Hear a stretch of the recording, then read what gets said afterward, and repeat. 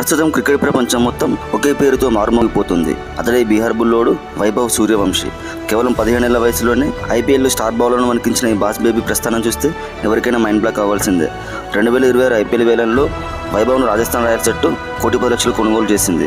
IPL చరిత్రలోనే అత్యంత చిన్న వయసులో కాంట్రాక్ట్ దక్కించుకున్న ప్లేయర్గా వైభవ్ చరిత్ర సృష్టించాడు. మొదట్లో అంత ప్రైస్ ట్యాగ్ అవసరమా అన్న విమర్శలకు గ్రౌండ్లో తన బ్యాట్తోనే సమాధానం చెప్పాడు. 2026 అండర్-19 వరల్డ్ కప్ ఫైనల్లో ఇంగ్లాండ్పై కేవలం 80 బంతుల్లోనే 175 పరుగులు చేసి భారత్కు కప్ అందించాడు. 2026 ఐపీఎల్లో ఎస్ఆర్హెచ్పై కేవలం 36 బంతుల్లోనే సెంచరీ చేశాడు. అంతేకాదు ఐపీఎల్ చరిత్రలో అత్యంత చిన్న వయసులో సెంచరీ చేసిన ప్లేయర్గా నిలిచాడు.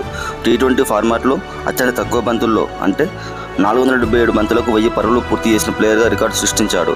వైభవ్ బీహార్లోని నమస్తేపూర్ జిల్లాకు చెందిన ఒక సాధారణ రైతు కుటుంబం నుంచి వచ్చాడు. తండ్రి సంజీవ్ సూర్యవంశీ తన కొడుకును క్రికెటర్ చేయాలని కలతో తనకున్న వారసత్వ భూమిని కూడా అమ్మేశాడు.